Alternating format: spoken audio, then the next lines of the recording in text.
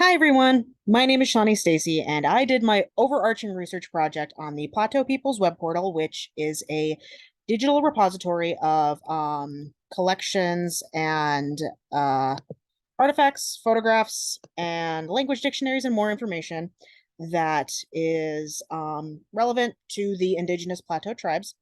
Before we get into that, though, we will be starting with the community profile that I did. You'll notice that I have both the Nez Perce tribe and the Plateau tribes listed here. My project changed a little bit throughout the semester, but then I will discuss the document analysis that I did on the Hopi tribe's protocol for research, publication, and recordings, and then I will get into the cultural institution assignment research project, which again is on the Plateau People's web portal, and I'm really excited to be able to share with you guys what I learned about it. To start, though, we're going to look at a profile of the communities that were involved in the Plateau People's web portal.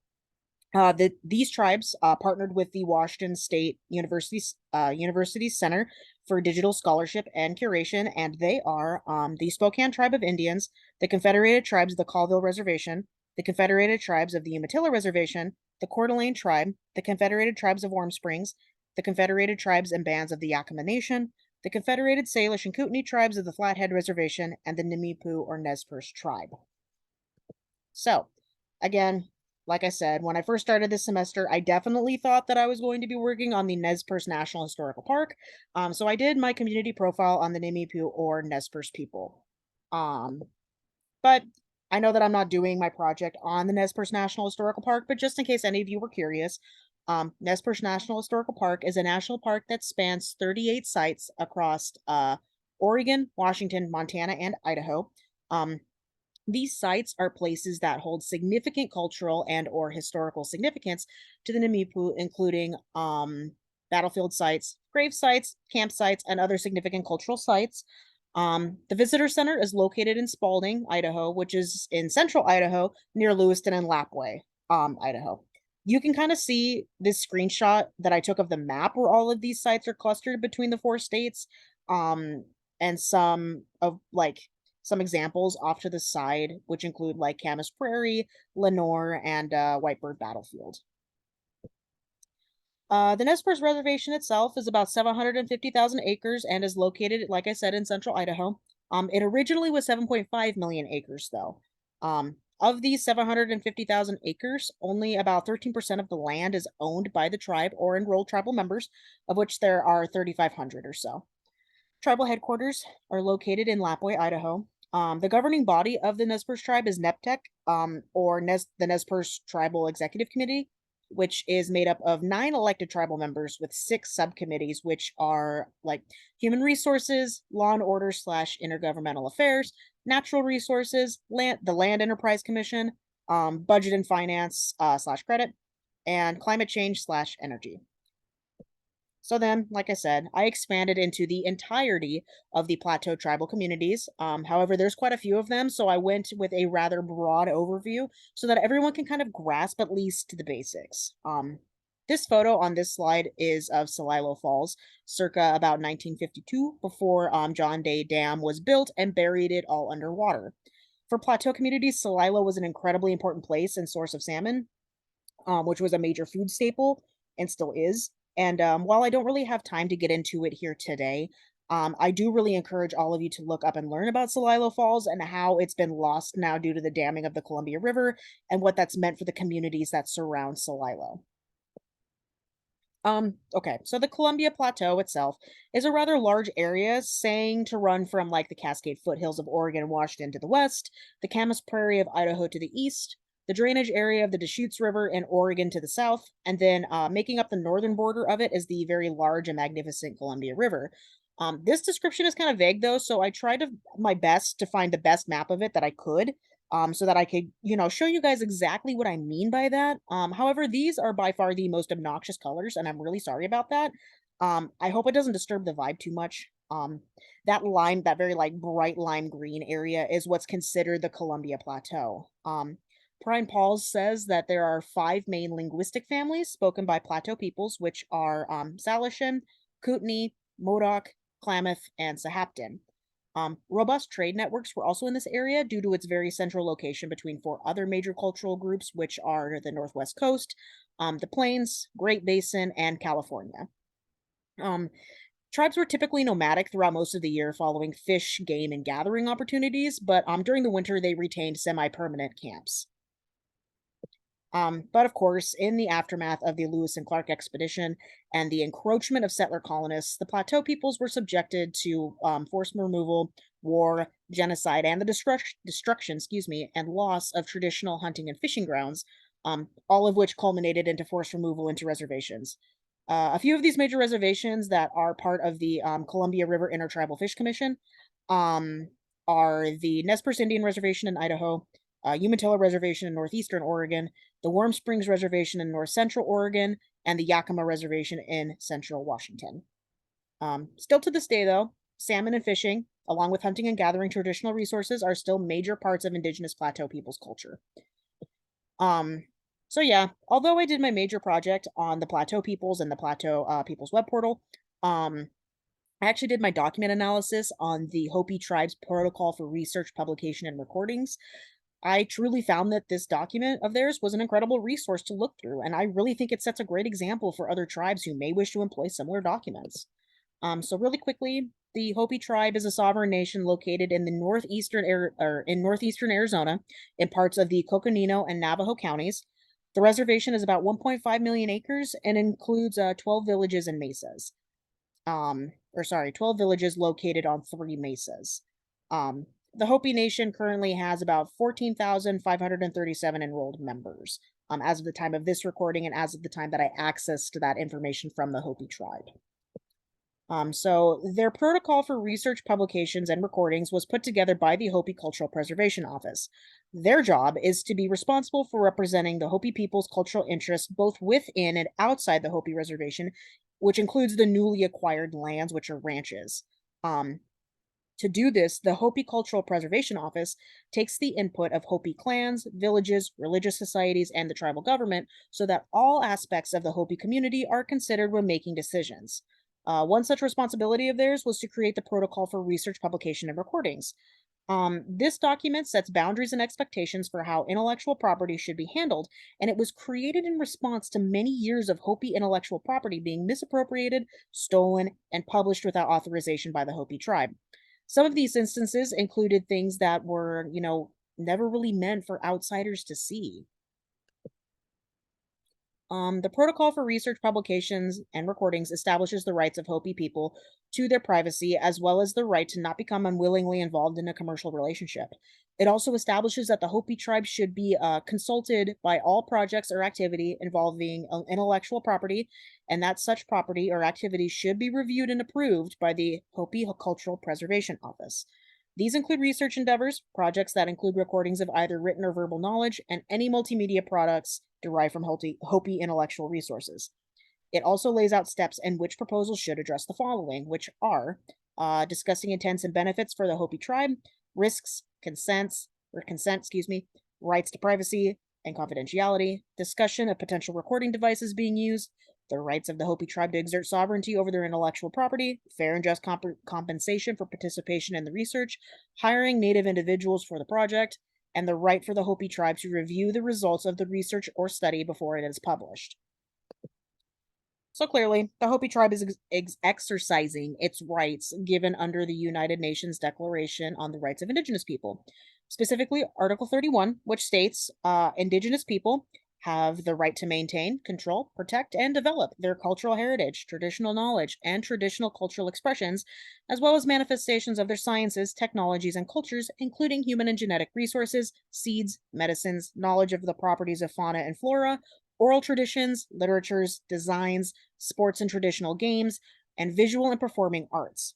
They also have the right to maintain, control, protect, and develop their intellectual property over cultural heritage, traditional knowledge, and traditional cultural expressions. Again, with this protocol, the Hopi tribe is exercising its right to protect their cultural heritage and knowledge. Another protocol we discussed this semester was the Protocols for Native American Archival Materials. Both protocols are structured rather similarly to start, but in addition, The protocols for Native American archival materials places an emphasis on the building of reciprocal relationships and relationships of mutual respect, as well as potential for training and cultural sensitivity. Further emphasis is placed on the fact that every Indigenous community has laws and traditions regarding knowledge, even if they're oftentimes not recognized by Western society.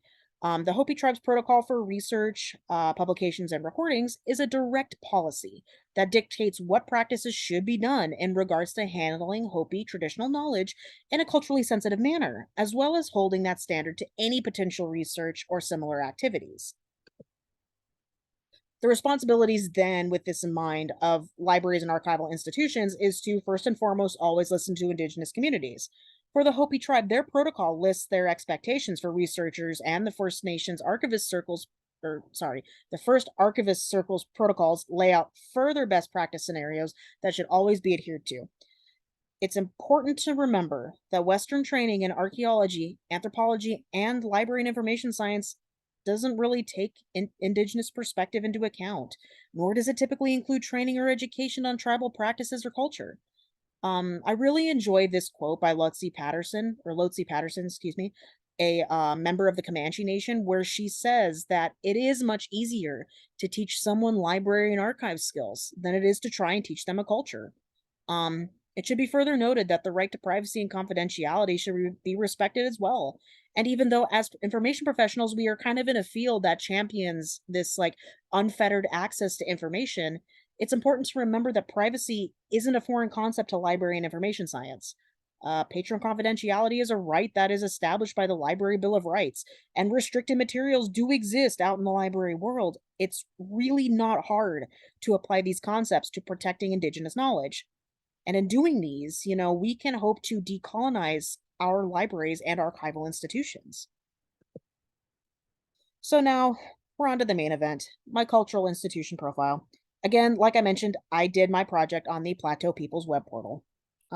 First, though, I would like to start by reading the Washington State University's land acknowledgement statement. The Plateau People's web portal is housed by WSU. If you don't know what a land acknowledgement statement is, it's a statement that institutions draft that acknowledges that they are located on lands that were traditionally Indigenous lands. The library system I work at has one, WSU has one, other places have them, and your library should all have one too. Anyway, their land acknowledgement reads as follows. The Washington State University Pullman campus is located on the homelands of the Nimipu Nez Perce tribe and the Palouse people. We acknowledge their presence here since time immemorial and recognize their continuing connection to the land, to the water, and to their ancestors. Quite frankly, I find this one to be especially beautiful with its second sentence, personally. So, what is the Plateau People's Web Portal? Well, it's a collaborative effort by the Washington State University Center for Digital Scholarship and Curation and the partner Indigenous Plateau communities that I listed at the community profile section of this presentation, who are, once again, the Spokane Tribe of Indians, the Confederated Tribes of the Colville Reservation, the Confederated Tribes of the Umatilla Reservation, the Coeur d'Alene Tribe, the Confederated Tribes of Warm Springs, the Confederated Tribes and Bands of the Yakama Nation, the Confederated Salish and Kootenai Tribes of the Flathead Reservation, and the Nimipu or Nez Perce Tribe. It is an online digital repository of photographs, collections, information, and artifacts that concern and or belong to the partner tribes. In this class, we've talked a lot about decolonizing archives, and Kimberly Kristen speaks on this as well. She's one of the faculty members at WSU behind the Plateau People's web portal and the Mukurtu CMS platform. She emphasizes the importance of engaging in decolonization of archives, which in themselves are often a constant reminder of the colonialist mindsets and practices that have plagued Indigenous communities and cultures for generations. It's in the power of archivists, not source communities in this instance, or these instances, to describe and catalog artifacts and documents. And these archivists have the power to tell half stories about these artifacts through incomplete records, or records that only have a Western or colonialist perspective. Many of these collections are closed off to Indigenous communities, including the source communities from which these collections originate. Metadata, as we've also discussed, is influenced by Western, not Indigenous norms. And perhaps the most egregious, in my opinion, truly, Not all information or cultural heritage artifacts are intended for everyone to see. Some things aren't meant for anyone outside of the community that they come from to know or to see. You know, Kristen continues with this, saying that the Plateau People's Web Portal engages in the decolonization of archives by giving Indigenous source communities control over their information and artifacts, as well as who is able to see and access this information. In this case, sometimes only community members are allowed to access or see the information. Other times, only elders from source communities are meant to see or access certain information. Um, and I want to make something absolutely clear. I am not a member of any of these tribes. I grew up in the area, particularly in Lapwai, Idaho, and I consider my home community to be Lapwai, which is on the Nez Perce Indian Reservation. Again, I am not Nez Perce, and I am not a member of any other Plateau tribe. I do not know what information is housed on the Plateau People's Web Portal that is not accessible to the public. I cannot see what is only meant for tribal members to see, let alone any information that is only meant for elders to see. I did gather from my browsing that the way this information becomes accessible for you is likely through getting an account that will likely allow certain permissions based on your tribal affiliation and your age. But I didn't see any instructions on how to get an account, so we can assume, or at least I can assume, that the process is done through communication between partner tribes and WSU to get their members' accounts. The good news is then, in this case, that the Plateau People's Web Portal is doing its job as it's intended. Um, I also want to make another thing very explicitly clear. Even if I knew what was hidden to me, even if I had examples, I absolutely would not give them out. It is not my information to share, and there is a reason why it's hidden from the public. I shouldn't think that after a whole semester of discussing cultural sensitivity regarding Indigenous knowledge, documents, and artifacts, that I should have to explain that to any of you. But here we are. Okay? Okay. Regarding metadata, remember how Kristen spoke about how the metadata regarding artifacts, oftentimes, if it's Western metadata, is incomplete or tells half truths and half stories about the documents or artifacts? The Plateau People's Web Portal seeks to remedy this by allowing for multiple records for one item so that their story is told with fully and all is told fully, excuse me, with all cultural contexts needed to have a holistic and indigenous understanding of the information being presented. This is something that Mukurtu CMS does as a platform, actually, which, in fact, I'll talk more about now in this next slide. So, according to the Center for Digital Scholarship and Curation, the Mukurtu CMS platform started off as a collaboration between faculty members and the Indigenous Warramunga community in Australia. The word itself, Mukurtu, is a Warramunga word meaning dilly bag, which is a bag that is meant as a safekeeping place for sacred knowledge and materials. In this platform, Indigenous communities can safely share their traditional knowledge and cultural materials using their own protocols for discussing such information. The metadata schema allows for this. The communities have a full reign to tweak who can access information, as well as during what time and context through the metadata. Again, like I mentioned before, multiple records can be added to a digital heritage item, which then allows for multiple cultural narratives, traditional ways of knowing, and cultural protocols to be taken into account so that Indigenous communities can tell their stories in ways that are accurate rather than have their stories told for them. So, what is housed in the Plateau People's Web Portal? Well, obviously, there are collections which include tribal newspapers like the Yakama Nation Review, um, photographs, language collections, oral history archives, and community relevant topics like conference stuff, like such as the Warm Springs Treaty Conference. There's curriculum that tribal representatives from partner communities have made to help users learn more about the Indigenous Plateau communities, and there are language dictionaries as well. Currently, the two languages that the Plateau People's Web Portal houses are I really hope I'm saying this right. I think I am. I think I may have said it like once before in my life, but it's Sinchitsu Umchinsen, which is the Coeur d'Alene dialect of Salish, and then Nimiputimpt, which is the Nez Perce language. I personally really enjoyed looking through the language dictionaries. I studied Nimiputimpt for a couple of years during my undergrad and college, and unfortunately, like all language learning, if you don't use it, you lose it. The dictionaries are incredibly helpful for people like me who want to keep their language practice up as best as they can through vocabulary, but also for those who are, curious about the traditional language and want to learn traditional words.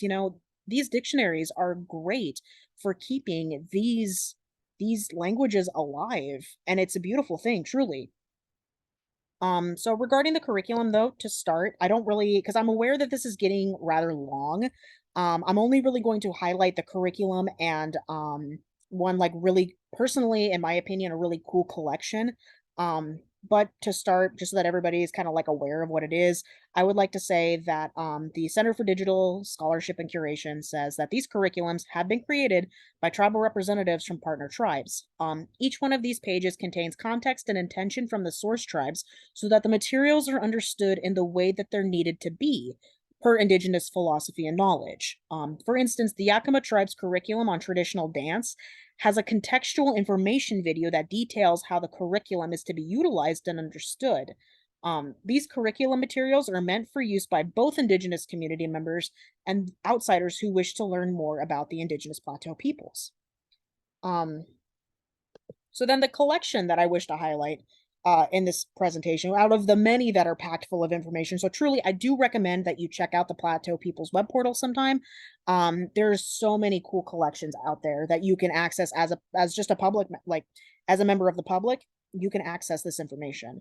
But this collection is the Wet'suwet'en collection, which is a collection of cultural heritage items that belong to the Nimipu or Nez Perce. And this here is just another screenshot of the banner of the collection on the Plateau People's web portal. Okay.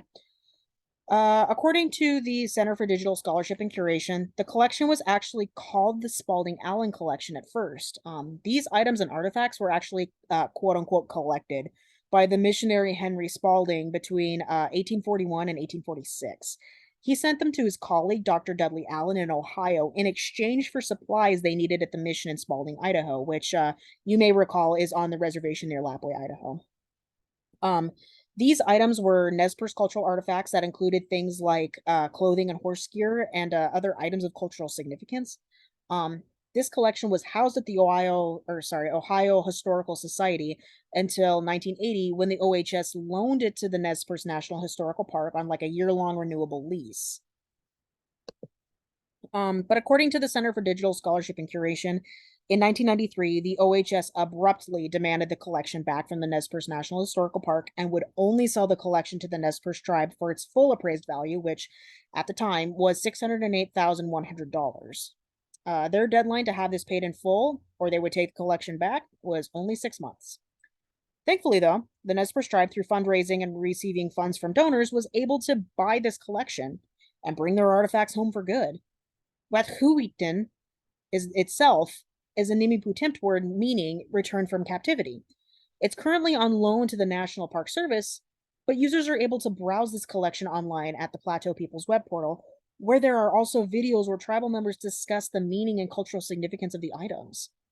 And as for the OHS, which is now called the Ohio Historical Connection, in 2021, they repaid the Nez Perce tribe the entire amount of $608,100, stating that if they'd still had the items in Ohio at this time, they would have returned them for free. No, it doesn't seem like the amount was adjusted for inflation. Not that I'm an economist or anything like that, but I do think that the buying power of $608,000 is likely different now than it was in the 90s, but I don't know. I could be wrong. Either way, I think we should all keep that in mind throughout, like in the back of our minds as we process this.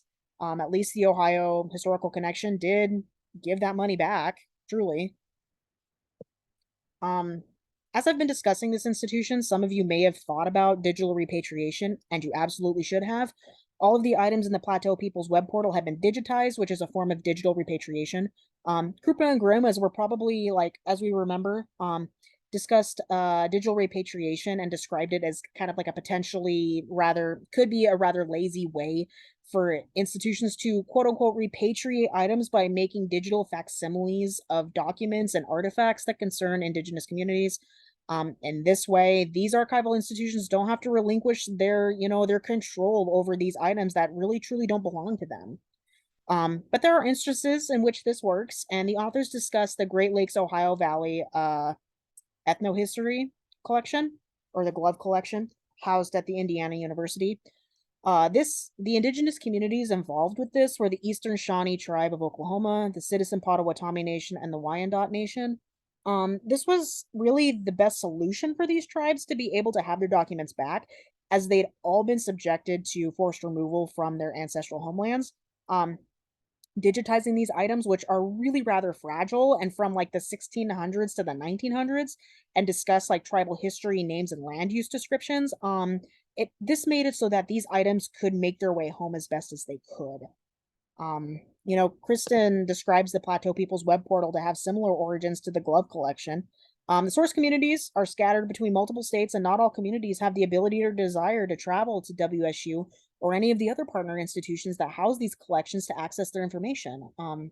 In this way, the Plateau People's web portal has been a collaborative effort that places the ultimate decision making power in the hands of the indigenous communities regarding their own heritage, artifacts, and traditional knowledge. Again, Krupa and Grimm say it best, give communities control over their own heritage. And I personally believe that the Plateau People's web portal is doing this to the best of their ability at this time. Wow, what a journey, right? This may be one of the longest presentations I've ever given before. So if you're still with me, I will leave you with some concluding thoughts. With the Plateau People's web portal, the Center for Digital Scholarship and Curation at WSU is doing its best to participate in the decolonization of archives and collections. It again emphasizes the rights that Article 31 gives Indigenous communities in the UNDRIP, and the collections that are housed with cultural sensitivity and reciprocal relationships in mind. The information that's available for public retrieval can be retrieved by users with peace of mind that it is meant for all to see and has Indigenous perspective. So here are my reference slides. And I just want to thank you all for listening to me. And I encourage you all once again to go and look at the Plateau People's web portal. As a student of library and information science, I've learned to find things like metadata scheme is really fascinating. And quite frankly, it's such a beautiful thing that Mukuru CMS exists, to allow for Indigenous communities to share their information in such a way that is culturally appropriate, and in ways for institutions to, begin the decolonization process of their own archives. Um, Thank you all again. I hope you all have lovely days, and thank you once again for a great semester.